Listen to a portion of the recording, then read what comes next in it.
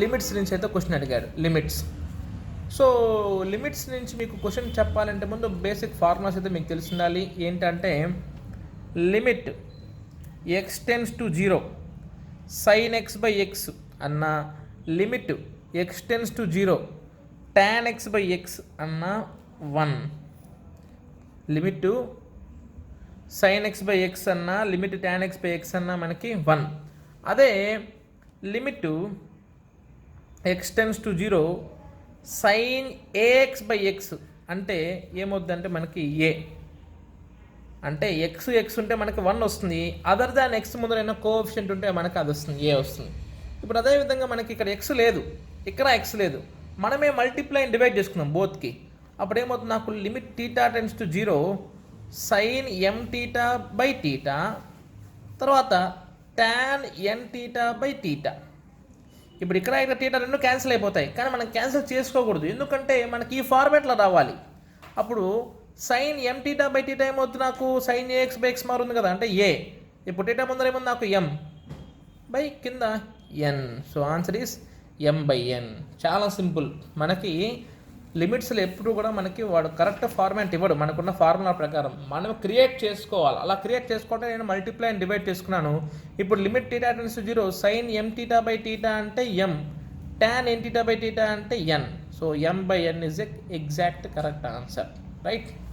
తర్వాత okay, so తర్వాత మనకి చూసుకున్నట్టయితే find modulus of z is equal to -1 -3i. అయితే మాడ్యులస్ అనేది చాలా ఈజీ అండి. జనరల్గా z is equal to a plus i b form వస్తే, z is equal to a plus i b form వస్తే మాడ్ ఏమవుద్దంటే మనకి root of a square plus b square, root of a square plus b square.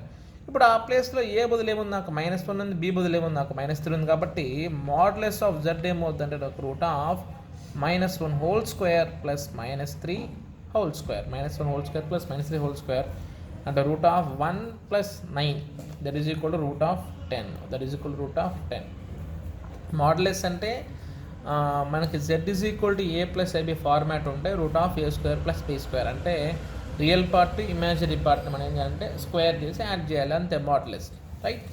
So తర్వాత question మనం చూసినట్టయితే find the slope of line joining 2 points 1,0 and 0,2.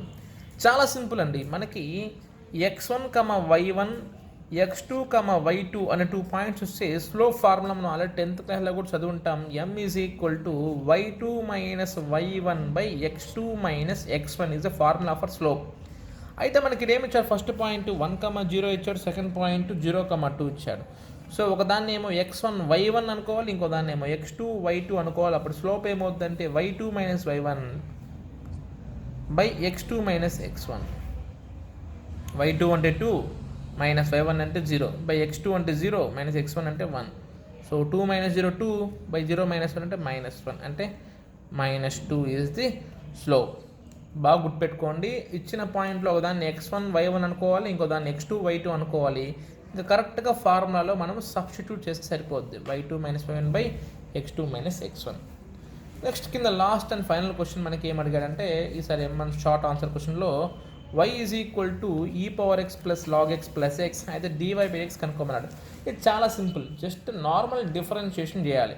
So వైని చేస్తే ఏమొస్తుంది, నాకు dy by dx is equal to ఈ power ఎక్స్ని చేస్తే ఏమొస్తుంది, మనకి ఈ పవర్ ఎక్స్ వస్తుంది. log x ఒక డెరివేటివ్ వచ్చి మనకి 1/x, log x డెరివేటివ్ వరకు 1/x, x derivative 1, x derivative 1. Simple, చాలా సింపుల్. ఫస్ట్ గివెన్ రాస్తాం, y ఈజ్ ఈక్వల్ టు ఈ power X plus log x plus x. dy by dx ఏమవుతుందంటే ఈ పవర్ ఎక్స్ని చేస్తే ఈ పవర్ ఎక్స్ వస్తుంది, log xని చేస్తే 1/x వస్తుంది, xని చేస్తే 1, రైట్.